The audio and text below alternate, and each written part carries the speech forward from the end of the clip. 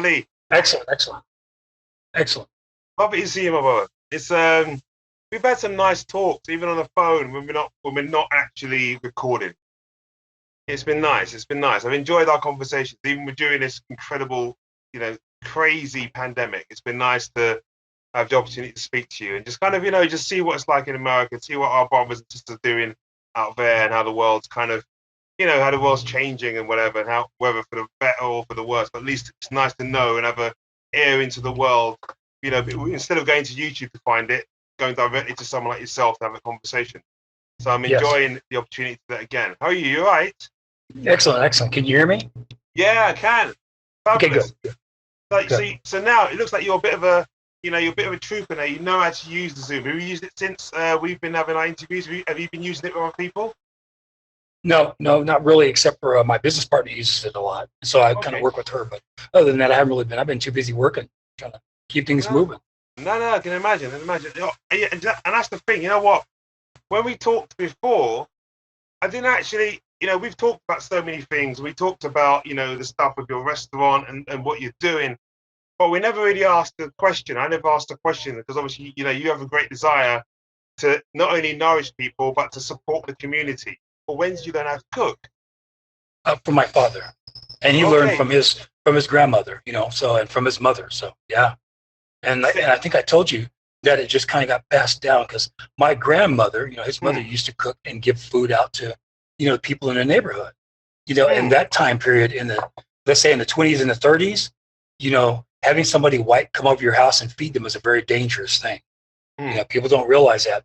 You can't have white people who are hungry and poor coming to a black neighborhood and feed them and not have any repercussions. So, people got lynched over things like that. So just out of kindness, nothing else, so, and she still did it anyway. And so growing up with him, he fed his friends, and whatever was left over, he gave to, whomever was in the neighborhood. So, it's just how it is, just something that's, I think it's almost passed down. It's almost genetic, so. Well, genetic for you, it's genetic. For me, it wouldn't have been because obviously I couldn't cook to save my life. I understand, but if you grew up around food, and has it been in your household where food was always the thing where my father and I would always meet at the table, and that's where we had the conversations. That's where we discussed everything. So, like for food is like the center of not only the household but also, I guess, for the community too.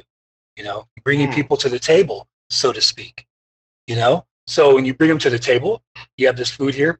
You can have conversations that you normally couldn't have any otherwise, because people aren't listening.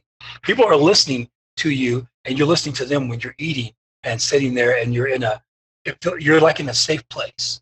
It's like the food brings people to a safe place, so. It does, because what it is, you have to trust somebody, don't you? When you're eating their food, you have to trust them. Yes, you do. Very much so. Very much so. But also, when you talk about this stuff, like what was normal to you, I mean, it kind of does away with this view that I grew up with, which was a very kind of, call it what you will, masculine idea that men do not cook, that women did the cooking. That's the world I grew up around. Wow, I understand that. My business partner and I were discussing that, and I was telling her, I said, I think like the great fault that has happened for men and black men too, in this country is that my father, who grew up under my grandfather, who I was named after, was a very abusive and vicious person. Okay. And I found this out through some of my cousins who are close to my dad's age. They told me all the evil stuff that went on with him. So my dad did like the 360 degree from that. I was telling my business partner how my dad used to kiss me on the forehead before I go to school and hug me.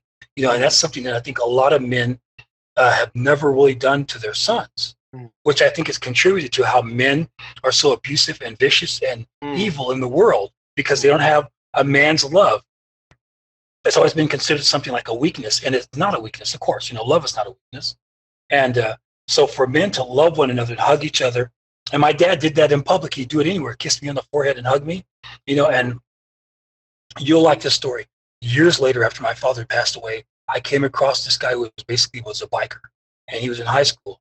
And he saw me in a bar one time, and he came up to me, and I can't believe he actually really said this to me, because he was like this big tough biker. He said, I always envied you and your dad. And I never really had a conversation with this guy. I was like, I didn't know what to think. At first I thought, what's this all about? I said, so what do you mean? He said when I was in junior high, he said I used to watch your dad kiss you on the forehead and hug you. He said I never got that from my dad.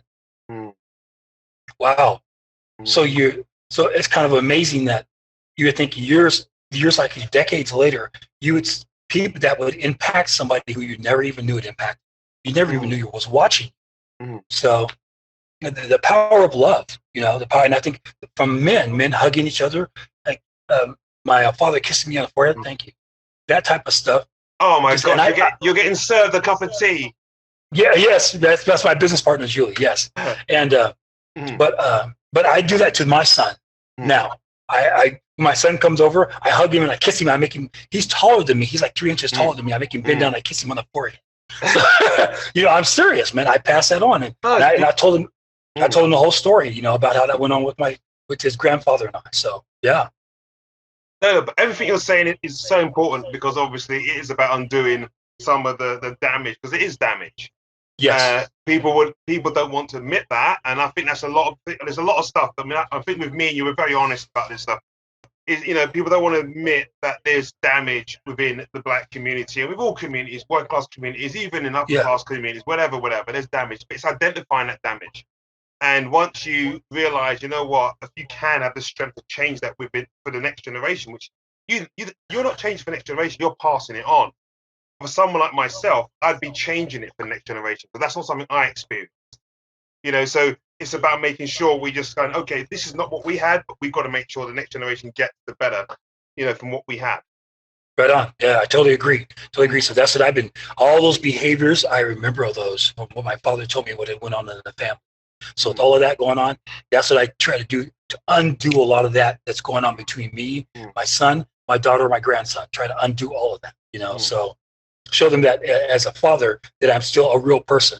I'm not superhuman. I'm not bulletproof. I'm not any of those things. You know what I'm saying? It's just, I'm a real person. I have flaws, and also I have some good qualities too. And they get to see, I want them to see the balance of both. You get to see who I am. Because I think your children, like for the next generation, they need that honesty. You know what I'm saying? They need the honesty to know that their parents are real people. They're not superhuman. They're not totally evil, that they're just real people. And I think that'll help them go into the future and help them undo any leftover damage that I have or their mother has that is resonating with them. They'll be able to undo that and keep going on too. So it makes the generations better. So definitely. Great. All right. Everything you said, perfect sense, wonderful, really appreciate it. What I want to go back to is obviously about the Herman's place and the recipe you have, because obviously you've got a wonderful menu. And the reason why I mention this, because people, when we think about like homeless shelters or someone who's giving to other people free food, as it were, you kind of don't imagine them going to all that trouble to create a menu that is so appetizing as yours. Yeah. Yeah, so thank you. How important is it for you to present something that's not the norm? How important is it to give food that is so appetizing, so attractive to people that otherwise people might decide, okay, well, these are homeless people. Why do we care? Obviously, we know the difference, but some people would think, well, why are you making such a big fuss about it? Why is it so important to you? It's important to me because I want the people to not only enjoy the food as they're eating it, but I want them to look at it and have that aesthetic of that it's beautiful, So it's something that they want to eat, and they see that I have put enough time and effort into it that I respect them. I'm not just throwing crap together to give it to them so they can just eat it. Because I've seen that, because I worked at places where at shelters where you've been able to, soup kitchens where they just put anything together and put it out to the people, and I couldn't do that. I thought, this is wrong. If I'm going to do anything to help the people, I'm going to make it look good and make it taste good, because I think they deserve that, because you would want that in your home. You don't want your food to look bland or ugly or nothing like that. And we don't have that in our home. So why would you pass that on to anyone else? It's just basically what it is. It's respecting the person that you're feeding. That's what it is on all levels, so they could be an ex-drug addict, homeless, whatever. I just got out of prison. It doesn't matter. You're feeding people, and you want them to respect your food because you respect them, and they see it in how you present your food. So right on, No, I love that. And it's just, again, these kind of things, when you treat people well, you get back something. You tend to get something positive back. It's just the way it is. So people always, it's like, it's our senses, isn't it? Okay, this person cares that much about me. I'm going to treat you with respect. It means they're more likely to listen to you as a person, take advice from you, all because of how you present the food to them. Right. Yes. And I found, I think maybe I've told you the last time we talked, is that there's been like an incredible effect from this too, is that some of the people that we feed, my business partner I feed, they have taken some of the food that's left over and given it to other people who need it. And we only found that out like only just really recently. So the food kind of goes on. It's like the people just don't take it and keep all the food and eat it all themselves. If they have something left over, they pass it on. Then that's what they're supposed to be in this life. If you're doing something good, that person doing something good to someone, that person passes something good on to someone else. It's just that beautiful ripple effect of kindness and compassion and love that goes on. Because you and I both know evil does the exact same thing. So right on. So keep putting that. So when we found it out that when the ladies that we were feeding in her family, she was giving the food out to other people and stuff, people who were disabled, people who were really struggling, that made us feel like, wow, we've really accomplished something. It's not just feeding the people in front of us. The people in front of us are also feeding people that we don't even see. So God is good, man. God is good. No, I get it. And talking about passing things on, I'm thinking about what has been passed on since Trump left the White House. As positive stuff been passed on or negative stuff been passed on. I'm going to go to this question here. It's been almost a year since Trump left the White House. Yes. Has it felt better? Be honest about that. Don't speak from the position of a Republican or a Democrat. Just speak from the heart. Has it felt better? It feels a little better because there's not so much negativity like with Trump. Trump was every day always dehumanizing people, tearing people down, constantly fighting. And that was also all on social media. So he constantly had people riled up all the time. Biden does absolutely none of that. I'm not saying Biden is like 1,000% better. He still has the conservative Republican mentality, even though he's a Democrat. Do you know he was a segregationist, right? Did you know the history of him? I've heard loads of stories. Yeah, of course. That's obviously that was even leading up to his presidency. His candidacy for president. They were talking about stuff, but they didn't turn people's minds off. People ignored that and still voted for him. Still vote for him, yes. But see, even if that didn't turn a lot of people off on him and he came in, it makes me wonder, does he, some of the policies and things that have been going on, he still has some segregationist views, like how he views immigrants at the border. He's not really trying to let them in and have them processed to where they can become American citizens. He's still utilizing some of Trump's old ideas. So, wow, why would you go back to somebody like that? His ideas were never about helping anyone. It's always about holding people down and destroying whatever he could. So, there's still that kind of segregationist mentality is still intact with him because he grew up with that. So it'd be almost impossible to really get it out. But anyway, even beyond that, he still hasn't put out all this negative craziness like on the internet. He doesn't go to Twitter, say anything crazy. He doesn't say anything crazy on Facebook. He just basically announces that he's going to have a meeting with the press. He's going to talk about this and talk about that, and then he just disappears, which is a very wise thing. So it's not necessarily he's putting out a lot of positive stuff, because I don't really feel that from him neither. But he's not putting out anything really negative either. So I can live with that. See what I'm saying? So it's like basically we're kind of like living in a gray area. Kind of like it's not really positive, it's not really negative, we're just kind of there. Okay. I can deal with that. As long as he's not attacking people, I can deal with that. So, Great, fantastic.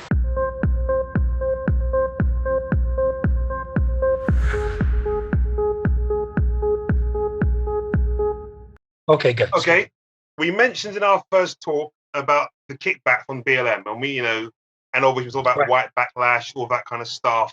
And when I talk about kickback from BLM, it's more about how people started to feel towards our white brothers and sisters, and the way our white brothers and sisters started to feel towards black people. That's talking about the kickback and stuff like that. Okay, but what has the year looked like a year on? A year on from there, what does it look like in terms of BLM? BLM, it seems almost invisible. I don't really see very much activity coming from them at all. And there's been some scandals going on too. Some lady that was working with BLM has also had stolen some money or something, and that really put a taint on them. I don't know what really became of that case, but yeah, that really like hurt them, so these internal conflicts that have been going on within the organization, I think have caused people to step away. It's a lot of organizations, that can come up and be very powerful and can be very good, but the people within the organizations, uh, I guess, gain this ego about themselves, and next thing you know, things just all kind of like crash and burn. So, and then that's too bad. Internal strife. Yeah, it's a bit of a shame because obviously, this is a moment, or was a moment, for us to look at the situation, look at the world differently, and to kind of show where things could be better. And I always think about it's an opportunity for Black people to present themselves in a really positive light. Look at what we can do when we kind of work to build something better. And it's a shame that it just, that there is any type of stain on BLM, because it's supposed to have been a positive movement, and what it ended up becoming, or what it is, who knows? I mean, I think a lot of people are still trying to hold on to, the BLM moniker, and obviously, and to give something different, a better, more positive image of it. In the UK, I would say. I don't think people have walked away from it. I think people are still thinking, okay, here's an opportunity to change things for Black people. So I don't think people want it to go away. But I think obviously it's been a shame that it has had this stain. Yeah. So in the UK, how strong is it in the UK? Because it's really kind of gone away here. I don't really see a lot. Yeah, I mean, it's like, I don't know. I mean, you can't say how strong was it in the first place. But people are still having conversations. Black people have united differently than they ever did before. There are lots of websites now, specific to Black people that wasn't there before. That's all because of Black Lives Matter. There's this desire for, Black people to have their own money, their own banking, their own communities, support their own shops. That wasn't there before.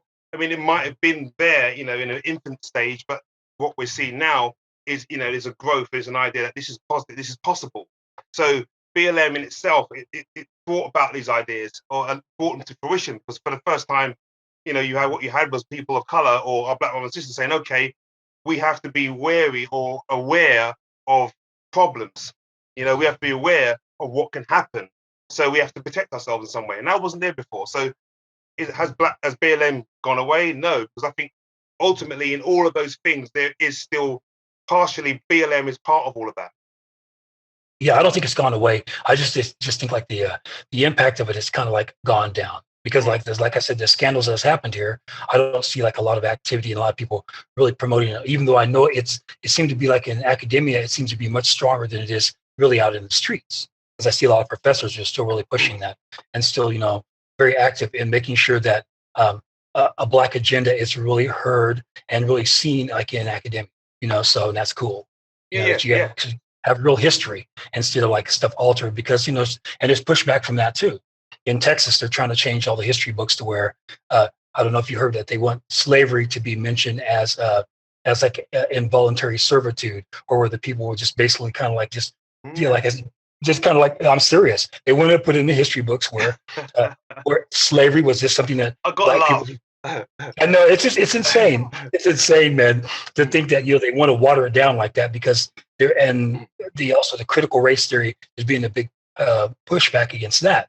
Not really realizing that critical race theory is actually just true history, and that's what. But somebody by sticking these letters on it, like the CRT, critical race theory, by sticking that little kind of moniker on it or whatever, then it's made it so that like it's some kind of poisonous thing.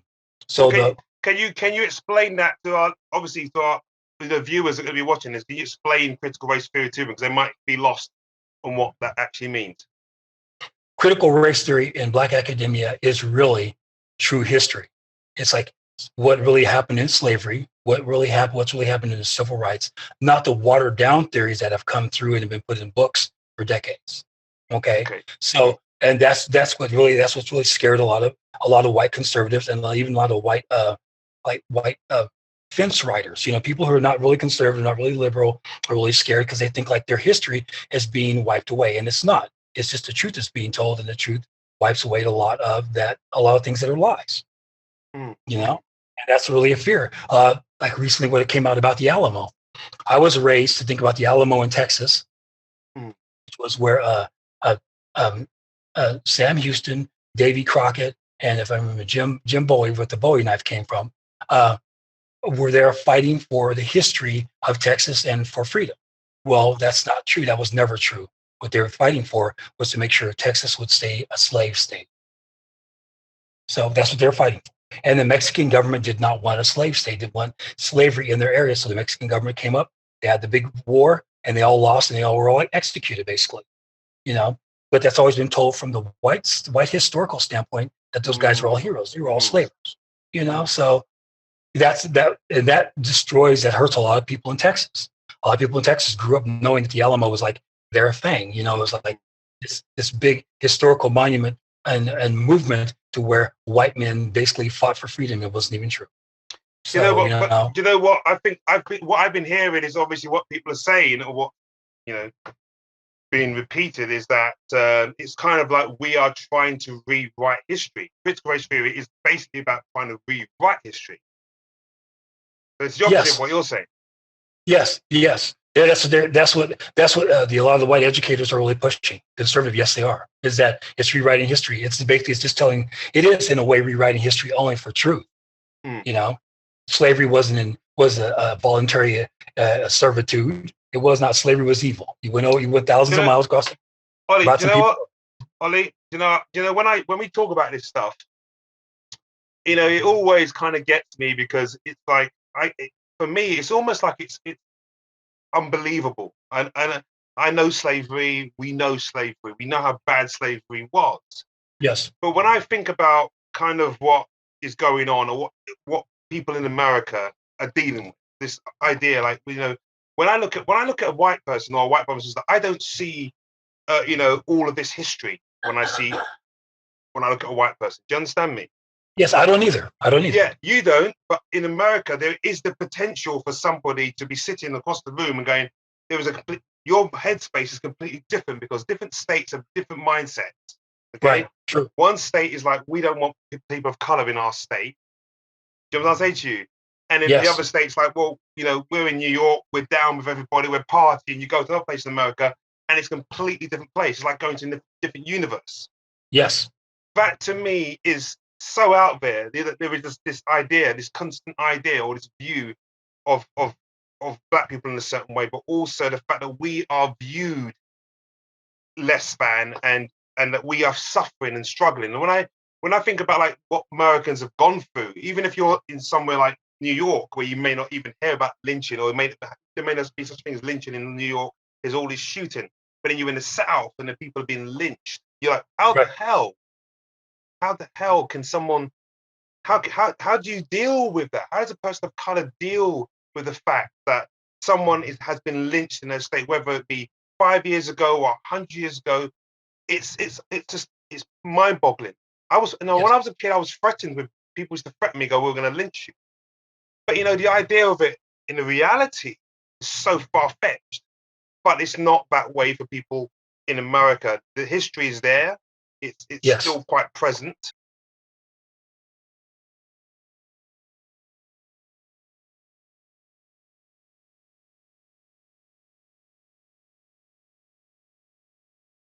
Can there ever be justice for such heinous acts? And can you find any justification for lynching to take place at all? No, I can't see it on any level at all, in any part of this universe or any other universe. And lynching, and I don't know if you know this, but I'm now working on this lynching project, and I think I may have wrote and told you something about it. You did. That's one of the reasons why. That's when I read about your project, I was like, oh my God, this stuff. This is literally, it was far out there for me. It was just painful to feel that this is something you have to deal with, something that is part of your reality. Yes. Yeah. It shouldn't be part of your reality. I mean, I've had bad things happen to me in my life, and I wish that nobody ever experiences the things that I've experienced.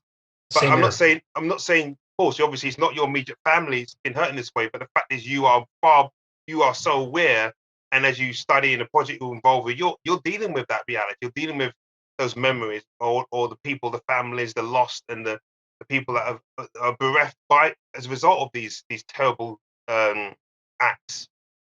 Yes, and Well, what the project is that the project is I haven't sent you any pictures, but my business partner is white, so her and I just went to the area just yesterday, and while she was there, she said she could feel, and this is no, not even making this up. She said she could feel like, how her heart was being squeezed and how she felt the presence of what went on there. What's ironic is that, well, I was in that area. It was hard for me to even breathe. It took a while for me to like actually get my breath. And I understand the depth of evil, or at least an idea of it, of how evil that was. So we're in that area, and my job is going to be where I'm going to dig up some of the dirt, and we're putting it in jars for it to go to this museum in Kansas City, Missouri, which has an exhibit of lynching, and they have the original dirt, the dirt that comes from the very area where they lynched the people at, and they have their names on it. Wow. Now, for me, that project is about healing. And it's not just about healing for those families that have been long since gone and had family members murdered. But I think it's also like a healing for me, because I think I told you, my father, when he was a little kid, witnessed a lynching. And the only reason why he survived is because he was hiding out in the trees. We figured it out. I'd been talking to family members. And I thought, how is it that my dad was able to witness a lynching as a young little black man and not lynched himself? Because what people don't understand about lynching is that when there was a lynching, they lynched everybody black in the area, not just a person they were lynching. If they caught somebody black watching, they took them up and lynched them too. Everybody got killed who was around, who was black. There was nobody around for miles when they had lynchings. So it was just all white people surrounding one black person. I don't want to even imagine the terror that would have put into the families, yes. the children. I mean, slavery may have been abolished, but just the idea of that. I mean, that stage of you, everyone, you wouldn't want to even want to walk into those areas ever again because of that's right. These acts happened. You just be, but the people that committed those acts would feel free in those communities. But the people outside of it would just be like, just like a warning sign saying, "Don't ever come there." Just pervasive warning sign. Right. You don't have to say it; just know it. Everyone knows it's palpable. Right. And that's it's what was committed then. It will, the trauma. That's that continued trauma. Yes, it is. That every person of color is kind of experiencing, because when you hear about it, it's like, wow, you hear about it in the trauma, you feel it. You're like, oh my God, that how can anyone do that to a human being? And it takes a while to get your head around it. And I think a lot of people, especially in the UK, I mean, for me, I'm not saying people, I don't know anyone enough to know how they really feel about this. But for me, I just think, to be honest, I'm like, well, thank God it wasn't anyone in my family that I knew. A lot of my family in America are from the Caribbean, so I don't actually have those stories. They're not so ingrained into my history. Do you understand me? Yes, I do. Like an African person, slavery is not as ingrained in their history. Like someone from Ghana, it might be that some of their families were taken, but their bloodline, the ones that were left, they can trace themselves all the way back. That destruction there, and they can cut themselves away from it. But it makes me look at America, and that makes me think I can see why America has the problems that America has, and it's quite unique to America because of that history alone.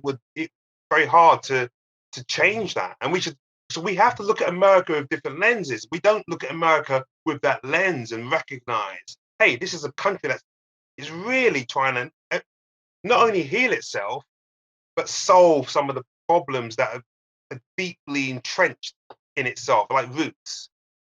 You understand me? Yes, I do. What you're doing, everything you're doing is seriously. That's why I'm fascinated by your generosity and what you're trying to do and what you've done and what you instill in your children. I'm fascinated by it because it's not something I hear everywhere. So it's a beautiful thing, man. You're a beautiful soul. And I know that's just me talking to you generally. We're being recorded, but it's me talking to you from the heart.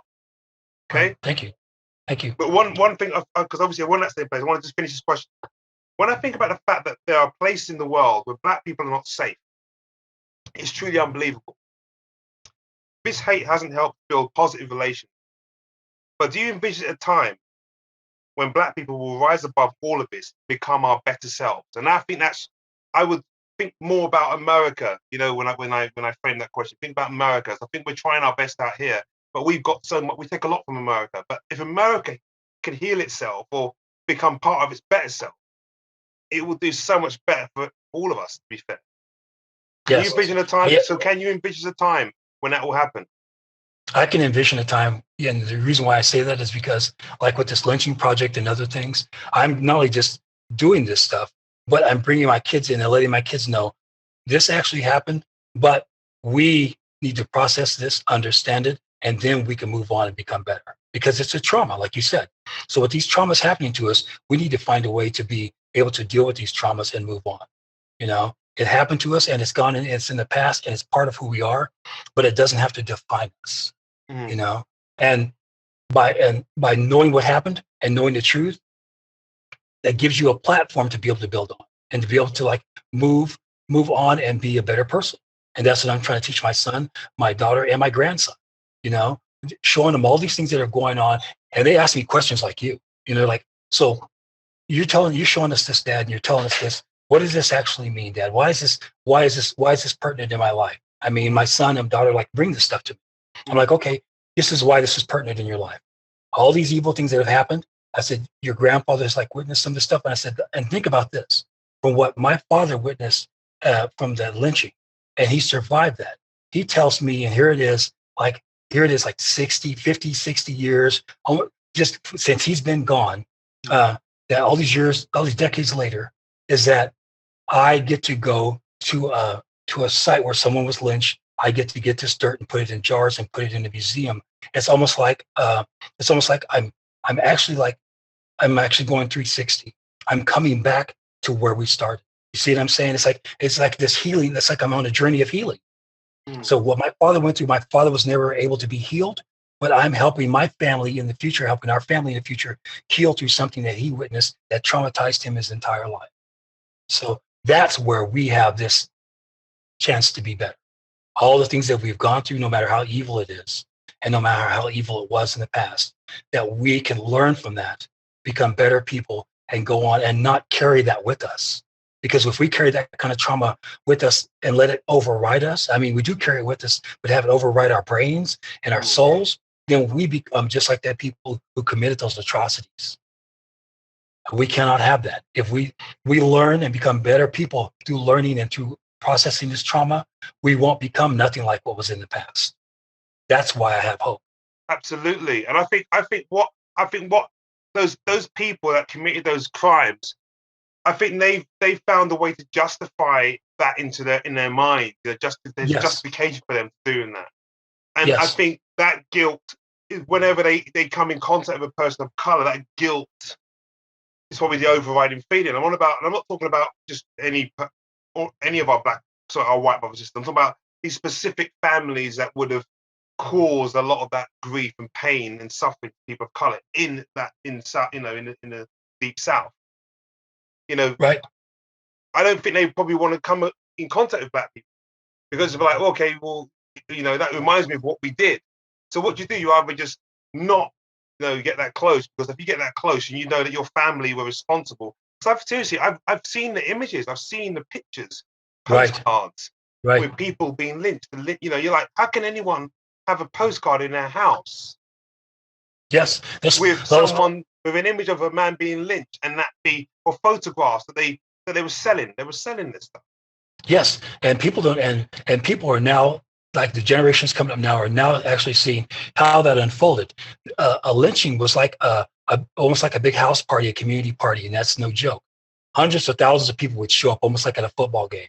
People, when they lynched the person, they tried their best to make sure they took pictures of them and kept them alive as long as possible.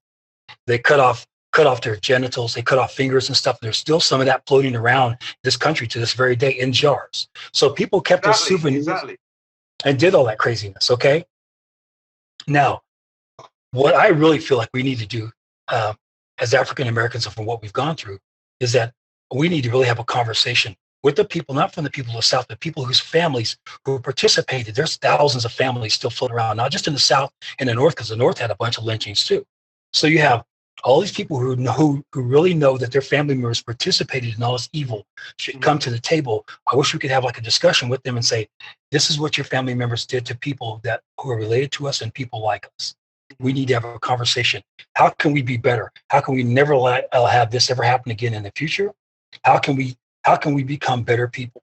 Because we need to have those conversations, because as long as those people still have those memories of all that lynching and all that craziness and murder and rapes and all the stuff they've done in the past, and they're still doing to this day, and they're actually doing it through the police department, has allowed a lot of people like that to get on the police departments, and they're just kind of like facilitating the lynchings into the new era. Okay, we need to sit down. Yeah, exactly. So exactly, it's a mentality. It's a dark mentality that Yes, which seems to be trying to justify itself for the behavior because they're black people. So it's okay to treat them like that. Because look what we did to them 100 years ago. We were lynching these right, people. Why right, should we care now? It's the same lineage. These people come from those people. They're not, no matter how I see value in myself, they cannot see value in me when that's their history, when their great grandfather told them these people meant nothing.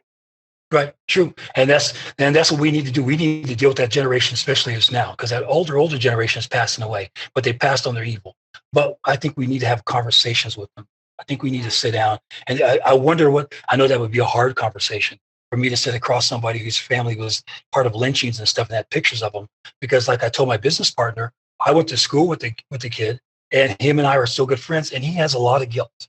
And I know he does because he calls me all the time. He lives down in Mississippi. His parents were part of the little girl who was the Arkansas black kids that went to school and that were being harassed by all those white people throwing rocks at them and all that. His parents are in those pictures. So just think of that. I went to school with this kid whose parents were part of the harassment of the Arkansas children who are going to school, trying to keep the black kids out of school. Those pictures are iconic. Those pictures are part of civil rights history now. The black girl walking with the glasses and they're calling their names and throwing stuff. His parents are in the background of that. So he grew up in this abusive, racist, bigoted household, but he still calls me like maybe once a month to talk to me and considers me his really good friend. See, so I'm having a dialogue with somebody whose family was basically nothing but Klan members after all this time. I know what he's dealing with. I know he's dealing with a lot of guilt, but I don't put that on him. I just talk to him. And, I talked to him and said, and we discuss a lot of things, but we really haven't gotten to what his family really did. And I know that's eventually coming. But I'm leaving the door open so I can have a discussion. See what I'm saying? That's what I think we really need to do.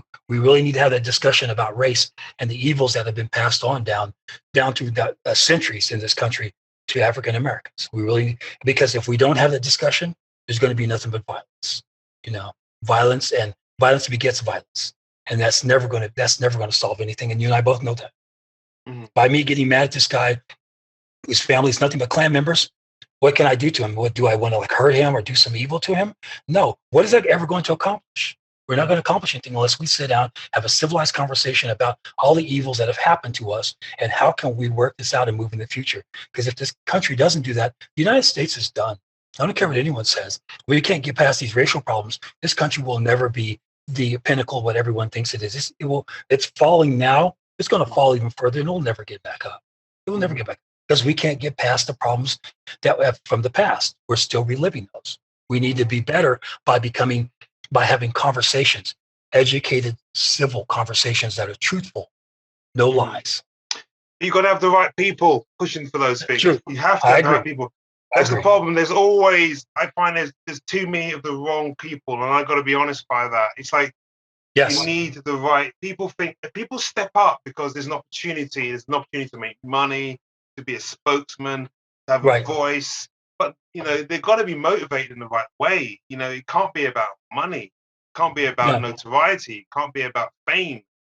It's got to be about, okay, how can we really make a difference? We can't. Everyone wants to. I just think everyone wants to be Puff Daddy or Jay-Z. They look at Jay-Z and think, this guy made billions of pounds. But man, we can do this too. We can use the black image for black this or the black outfit or the black whatever it is. I'm talking about black people to make ourselves something off the black, whatever, black pain or whatever suffering. And when people are just we're taking from ourselves rather than saying, okay, come on, man. When we get to the point where we actually do something to really heal ourselves. Right. And that's what you're talking about. And that's why I'm so intrigued by you. And I want to carry on with this.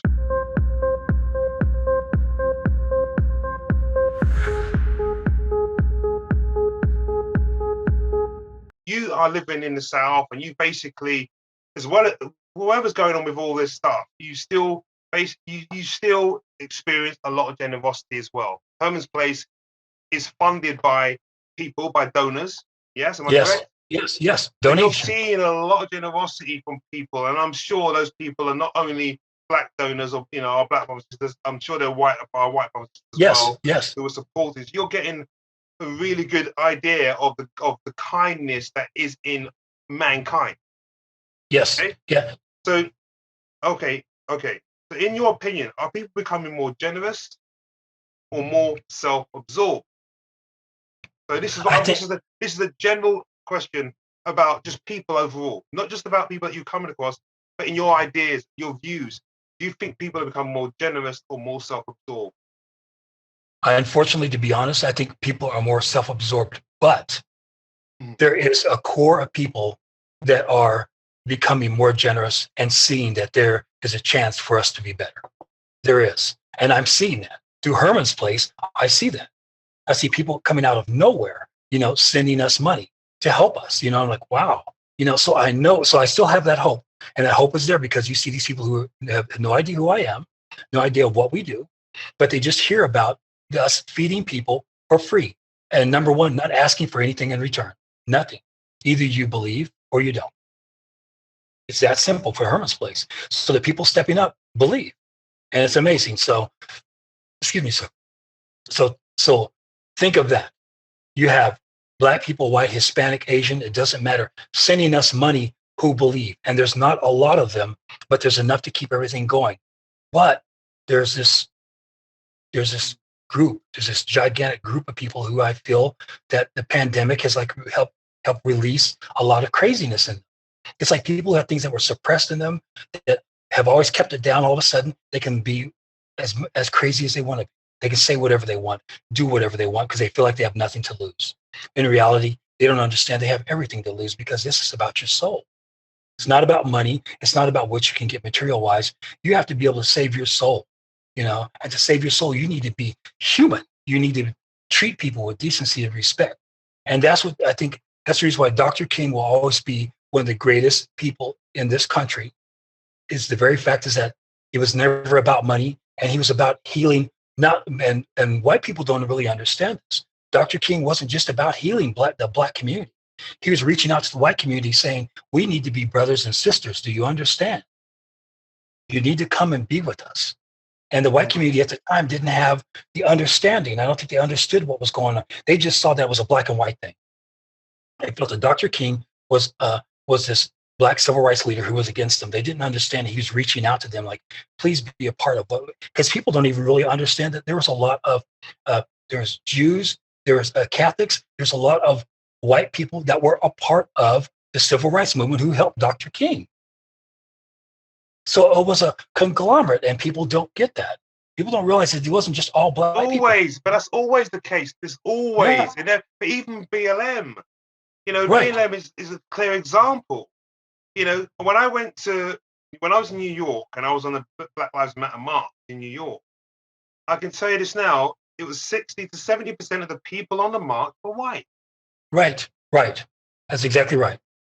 So people, so what we see is we see black people stepping up and saying this is our movement, but the people that were actually supporting it, driving it, and getting it airtime were white people. Now, when George Floyd died, it became a different situation. It became it was more concrete. It was more obvious that this was a black issue, a real black issue that needed to be addressed. Right. But other than that, it was white people saying, "Oh, white people just getting up and saying, look, this is wrong. How can you treat people in this way?" So we don't see.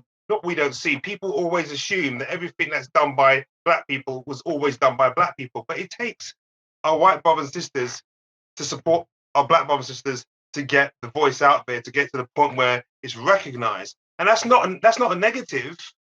No, it's not. No, it's not a negative. It's just like that should be something that should be celebrated. Like, come on, these people understand. I say these people, I'm talking about specific people, understand what that other specific people are going through. That should be celebrated. I totally agree. And what's really amazing that a generation of young white and also middle age are being able to see Black people's pain. You know, seeing that Black people being murdered is wrong, seeing that police killing Black people is wrong, seeing that Black people being mistreated in the workplace is wrong. You're actually starting to see. And it's a knock-on effect. And what's actually happened, this is because of it's been an ongoing systemic problem that has taken its toll on America. And now what we have now is more people incarcerated. We have, we have gang violence. We have rapes in prisons. We have the abuse. You can't even calculate the abuse and what that must look like when these prisoners leave prisons and go back into their communities. Right. People don't think about that. I mean, what happens? Do these people just become, the all-time fun guys that everyone's hanging out with? No, there's that damage. You've been in prison. You've gone through a lot of pain. You've suffered. You come out. There's got to be a place to let that out. And how has it been let out? It's been let out. The only way they know is through violence. Right. I agree. So you have a part of white America that now is really starting to understand what Black America has gone through. So now we have this chance to where we can heal. You see what I'm saying? It's like, if you can understand my pain and see what I'm going through, we have a chance to have like a really good conversation and discuss our problems and work them out. So that is like a huge plus. And like you said, you were saying earlier, do I see that there's a chance of healing and things being really good in the future? Yes, I do. It's because of things like that. Fabulous. So can I ask you an important question now? Yes. Because and I didn't, we haven't talked about it before, but it's an important question, and I think it's a question that a lot of our viewers are going to want to have asked. Okay. How do you imagine the idea, of defund the police? So let me finish the question. How do you imagine the idea of defund the police? Is it more about an equitable arrangement than a destructive force that people tend to imagine? So is your idea of defund the police, is it an equitable thing, or is it more of a destructive thing that the public tend to imagine defund the police as? The public in general sees it as something destructive. But what it really was intended for, and what's intended is that it's to take away military-style weapons away from the police. The police don't need that. To me, that's totally wrong. Taking those weapons away, but not taking away the police. Well, the police don't need that if they're not coming up against people with rocket launchers and weapons that equal to their own. I mean, of course, they'll all need it then. But if they're coming up against people who aren't carrying certain weapons, absolutely. So the police seem to think that they need to have the right type of weaponry and the right type of armory to defend themselves against what the kind of weapons that the criminals have, let's say. Yeah, I understand. So it's commensurate, really. The force is commensurate. Yes, I understand that, but still, a lot of the communities that they're going into, they don't need that kind of weaponry. We know they don't. So that's one thing. But I think a lot of the some of that money, the defunding the police, some of that money should be taken away and should be going into help people get treatments who are addicts, helping people get jobs who come out of prison, making sure that people actually can be able to navigate from prison into the real world. That would, if we take a lot of that money and utilize it to be able to help people help themselves and get an education, that would eliminate the whole idea of actually having to have all these guns and have a lot of police on the streets. Because as we all know, if you have education and all those things going on, and you're helping people get jobs and helping people get clean from addictions, that crime rates are going to drop dramatically. That's just a fact. It's not making that up. Okay, I hear you. And obviously, so what you're saying, obviously, is that basically that there is certain areas within the communities that aren't being funded, but the police are being funded more so. Yes. Than those areas, and it's not making any sense. Why are the police being funded so heavily in areas where they need more social services and public services to benefit people? Is that what you're trying to say? Yes, very much so. Very much. The New York Police Department has $1 billion fund. Why do a police department have $1 billion? Yes, that's fact. $1 billion. They don't need $1 billion. I mean, they may need $500 million. I could understand as big as New York is. But if you took part of that money and went into areas where there's gangs, where there's addiction, all these things, and utilize that money as resources to help people get back on track, to help people get jobs, get homes, get education, we all know that crime drops dramatically. That's just, like I said, that's just a fact. So why Why not put that money back into some of that money back into the communities to help them become more stabilized and do better for themselves? Yeah, but I've been hearing that because obviously that you've got this I don't know, this group, or you've been funding, or Americans have been funded in these kind of communities where there's crime is a real problem. Violent interrupters. How effective have they been? The violent interrupters. From what I've learnt, and obviously my knowledge is, is not as great as yourself, in this area. I've learned that basically the violent interrupters, they've been funded, but they're actually not effective. Yeah, I really haven't heard that much about them being effective at all, to be honest. So where's the money going? They're giving them, because apparently they're giving them a hell of a lot of money, so they're getting funding. But they're basically, apparently, they're just these skirmishes are happening. People are going in to sit there and talk to those people and calm it down. But once they've gone off again, the violence still takes place. I don't know. That sounds pretty scary to me. That sounds like something where people are throwing money at something that doesn't really work. And there's certain organizations are making a lot of money off that and walking away clean. And the problem is still there. If anything, the problem is growing. Exactly, yes. And that worries me. It's corruption. Yeah. Is it corruption? Because I'm sure the people on the ground aren't corrupt. I'm sure the people on the ground doing their job are doing. Right. They've got the heart and soul. Right. I think what they're doing is they're taking advantage of the people with the heart and soul, and the courage to go out and talk to these, or try to diffuse the situation. You've got to have a certain courage to do that. You can't. Yes, you do. Yes. Stuff. No, you can't. So, but the fact is, they're probably not so worried about how these things are being diffused. They're not very worried, because obviously the minute they are effective, they no longer need to be funded anymore. Yeah, and that's wrong, because when they actually work, they need to keep working. You just can't throw money at a problem and go, see, that gang isn't fighting that gang today. Well, they probably might be fighting tomorrow. So you need to have long-term help. Of course. You don't need the short term. And so then they're not thinking that way. They're throwing money at things for the short term. It's not working. It never does. So I just find these ideas, really, these policies, just childish. Yes, I do too.